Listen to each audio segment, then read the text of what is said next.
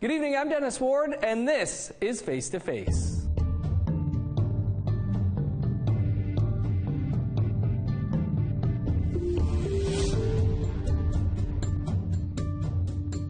Our guest this week is actor, director, and educator Michael Greyeyes.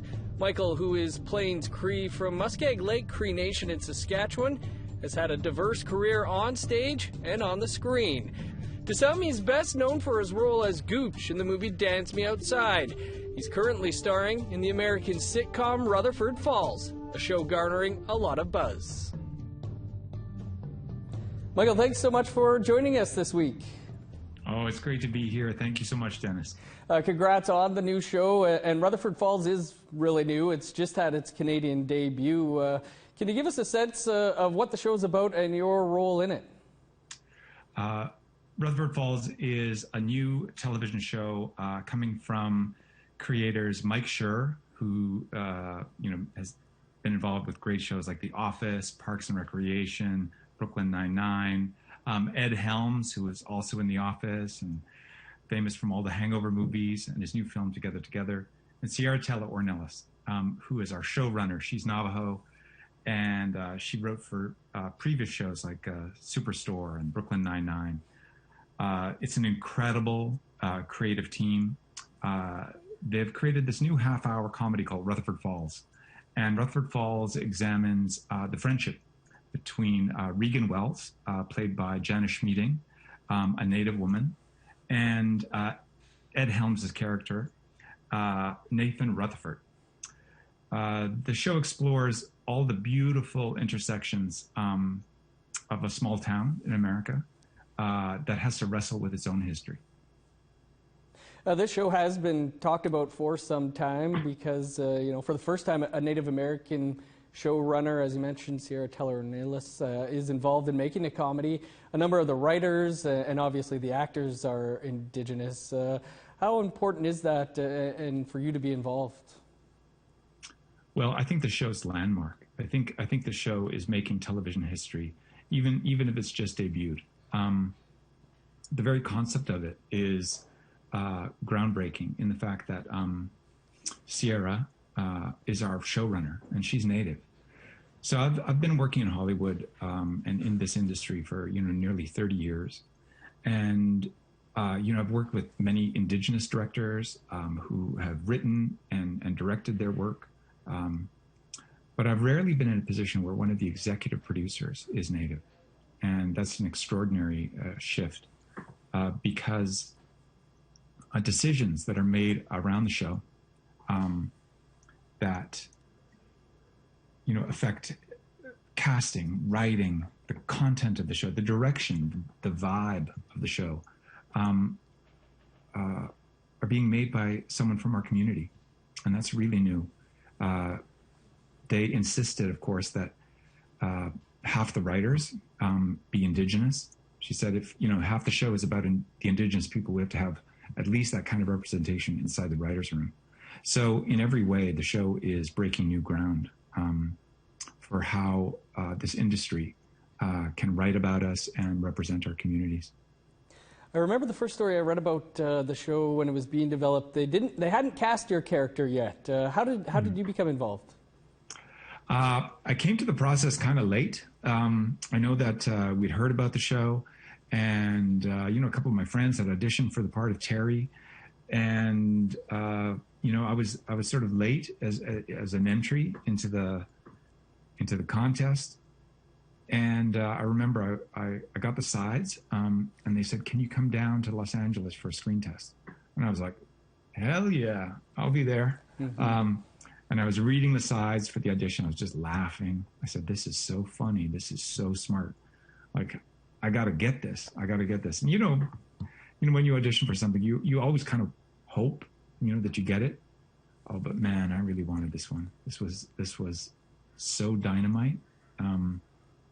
And I came in for the screen test, and I walked into this room. There was like, I don't know, 20 people in the room. It was all dark. It was like network executives and the heads of studios, and Mike was there, and Ed and Sierra, and Larry Scher, one of the director of the first 3 episodes. So I was like, oh, okay. Everybody who makes a decision, who signs off, is in this room. Mm-hmm. So I was nervous. I was nervous as heck because also I'm primarily known as a dramatic actor. Dramas is, how I've made my money, mm-hmm. how I've been in the business.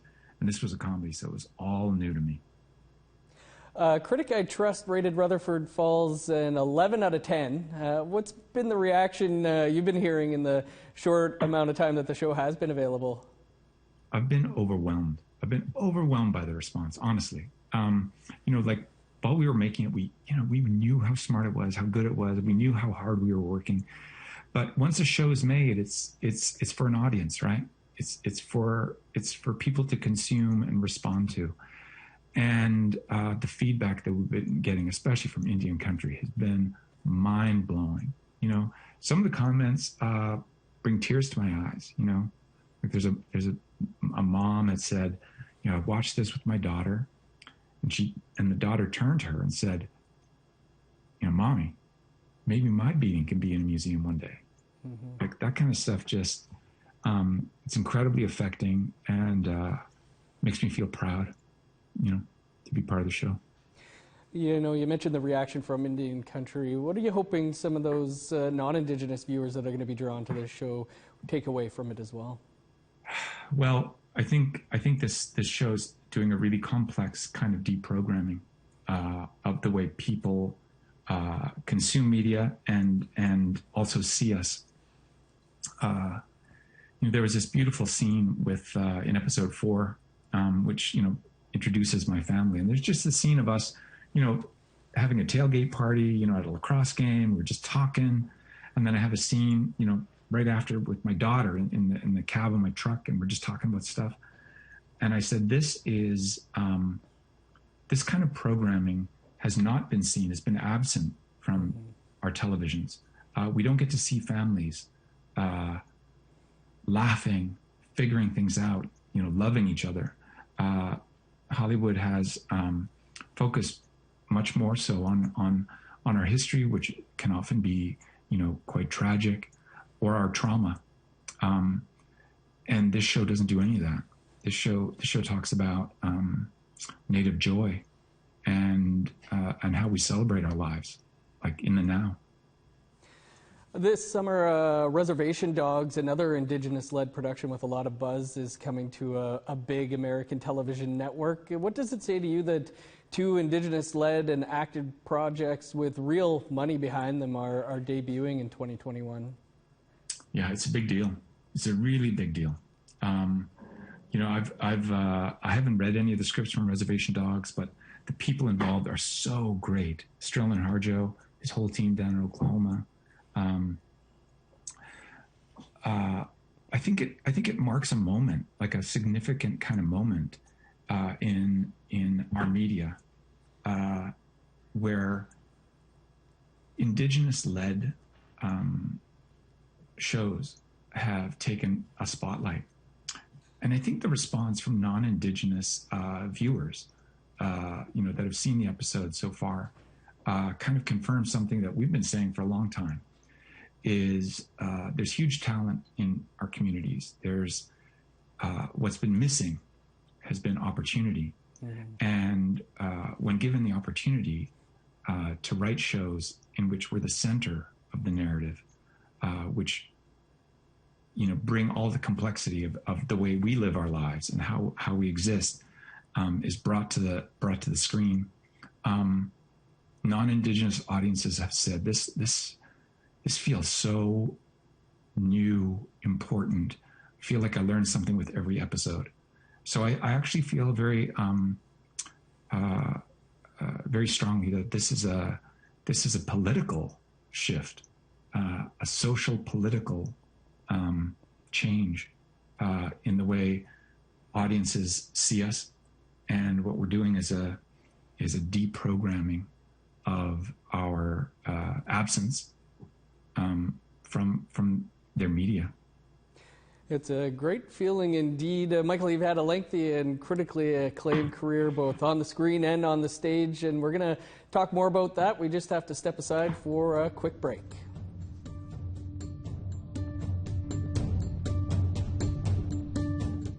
Welcome back to Face to Face. Our guest this week is actor, director, and educator Michael Greyeyes. Michael, 2021's already been a busy year for yourself, with another movie you're starring in, Wild Indian, debuting at Sundance, which sounds incredible. I understand you lost 35 pounds for the role. Can you tell us a bit about that film and when and where we might be able to see it, as we remain mostly without theaters here in Canada? Yeah. Wild Indian premiered in competition at Sundance this year, and it's an incredible film. It's a crime thriller written by Anishinaabe filmmaker Lyle Mitchell Corbine Jr. And it's a story about two Indigenous men. I play one of them, named Makwa, and the incredible Chaske Spencer plays the other one. He plays a guy named Tedo.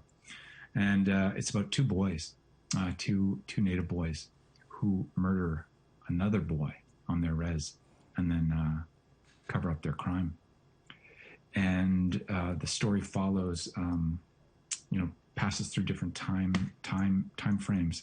And I enter the film as the adult Makwa, and I've become a really successful businessman with this terrible secret.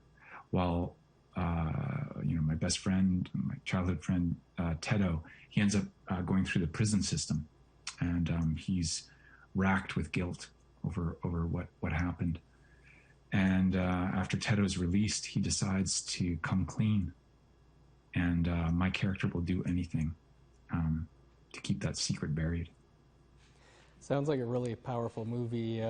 You've certainly been on an incredible run in the last few years, and I do want to talk about that. But first, I want to go back to a film that in some ways kind of started it for you all in your acting career, and viewers here might recognize you from your role as Gooch in Guance Me Outside. What are your reflections on that movie and its legacy? Oh, I love that film. It's my first feature film. I love playing Gooch. Once in a while, when I'm traveling, someone will yell out, "Gooch!" Probably because you look like you haven't aged in 30 years. Clean living. My daughters, my wife, they keep me young. But that film is a cult classic. So important. Podemskis were in that film. Ryan Black. Adam Beach, it's just amazing cast and crew. I watched it just a couple of years ago with my teenage daughters, and they hadn't seen it, and we sat down to watch it, and they were like, their minds were like, "Daddy, you look like a baby." So we had a really good time. It still holds up. Still a great film. Yeah, as you probably know, we air it quite often here on APTN, and it's never left my PVR. So, you were also in another seminal film, Smoke Signals, but some fans may also recall your roles in some zombie genre work. You were on Fear of the Walking Dead, which you were nominated for a Saturn Award for that. And you also starred in a movie we've talked a lot about here on the show over the past year. That was Jeff Barnaby's Blood Quantum. Are you a big fan of these genre roles, or do they just keep coming up? First of all, I'm a huge fan of the zombie genre. Like I have the DVDs and the Blu-rays of my favorite films. Like Train to Busan and The Horde and the early Romero stuff. So when I actually got Fear the Walking Dead, my daughters were teasing me. They're like, "Daddy, your dream came true. You're in a zombie movie." But then after I did Fear, which is an incredible project, I had so much fun on that show. I got cast in Jeff's film, Blood Quantum. And Blood Quantum is such an extraordinary film. Mm-hmm. We've been honored with 10 nominations for the Canadian Screen Awards this year.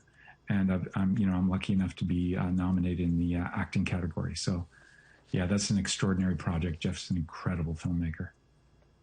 It took Jeff 13 years to get Blood Quantum onto the screen. It's been widely praised, but are you seeing any change on the Canadian screen landscape?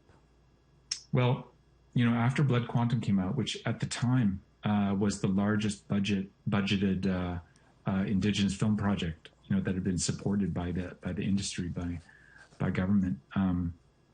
and private funders. Night Raiders came out soon afterward by Dennis Goulet. So I actually hope that this is a real shift. Elmaya Tail Feathers, incredible feature debut. The Body Members When the World Broke Open, of course, changed the landscape for films in this country. So powerful. So I think this is a real positive moment for us. I think our talent is really, really shining through all the systemic barriers that have kept our voices quiet in the past. Yeah, we were lucky to have Elmaya on the show a couple weeks ago. Really looking forward to Night Raiders. In addition to the shows we've just spoken about in the last few years, you were also featured on season 3 of HBO's True Detective. That episode where the police raid in your house was amazing. I always think about that one. You were also on HBO's I Know This Much Is True with Mark Ruffalo. Was there something that's changed or just clicked that has led to this pretty incredible and busy run that you've been having? Well, thank you. I'm so proud to have been involved in those projects, all of them. I was an educator for, 14 years. I'm still an associate professor at York University in the theater department. And I remember when I began teaching, I was really dissatisfied with the kinds of films and projects that were coming out of Hollywood at the time. And I was like, you know what, this is not worth leaving my family. And I really found a home at York University. And I loved teaching. My mom was a teacher. So I think being an educator was something that I'd sort of been prepped for actually my whole life. And I taught at the school for over a decade. I love teaching university students about the craft of acting. And it's a pretty incredible list of Native American leaders that you've played on the screen as well. Yeah. My buddy Lauren Cardinal from Corner Gas and FBI Most Wanted and tons of other projects. He always jokes with me. He was like, he saw Woman Walks Ahead. He goes, "That was really beautiful. Loved your work there." He said, "You're working your way slowly through the pantheon of great chiefs." I laughed. But I'm proud of that. I'm proud of those portrayals because I really want to bring how we understand these great men, these heroes, to be brought to the screen. People like Wandering Spirit, and from my own community. So I'm always proud to be able to portray true heroes. Well, many people certainly know some of those roles that we've been talking about, but as you mentioned, you've had an incredible career on the stage as well, and I want to talk about that. We just have to step aside for one more quick break, and then we'll continue the conversation with Michael Greyeyes here on Face to Face. Stay with us.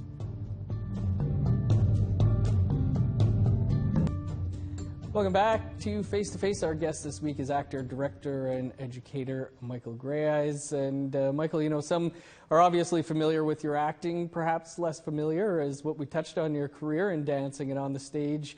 You graduated from the National Ballet School. You have a master's degree in fine arts at the School of Theatre and Dance at Kent State University. Very impressive. How and why did you get into dance?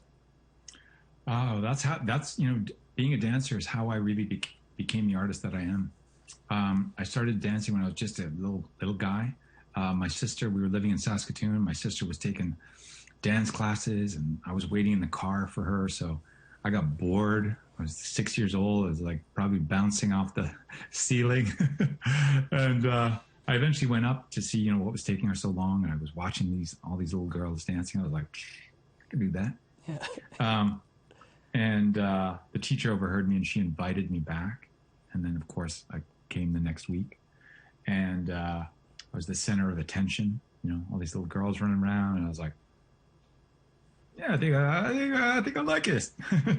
and so I ended up, going to the Canada's National Ballet School, and I, trained there. And it was really, really hard, difficult training, but.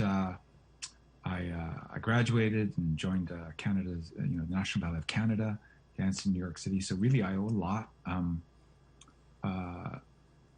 to my theater career. That's how I got started. That's how I became the artist I am. Which sadly we're short on time here, but you know, as a guy from a small Cree Nation in Saskatchewan who's made it to where you have today, what advice do you have for any budding actors or dancers out there? I'm so proud of my family, who I am, where I'm from. I think the thing I would tell everyone is, you know, work hard, work really hard. Work harder than the next guy, and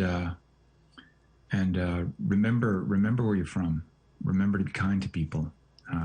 Kindness is pays dividends, you know, for your whole career, for your whole life. Great advice indeed, and obviously it's worked out well for yourself. Michael, we thank you so much for being with us this week, and what a career you've had. It's great to have you. Thank you. Kinenaskomten.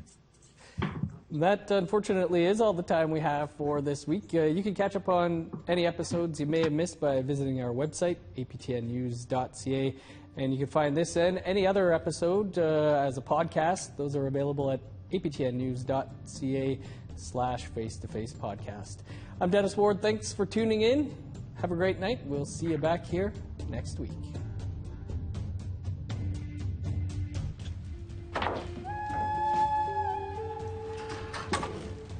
Looking for a scrawny little Nishna from Kitty Benisi.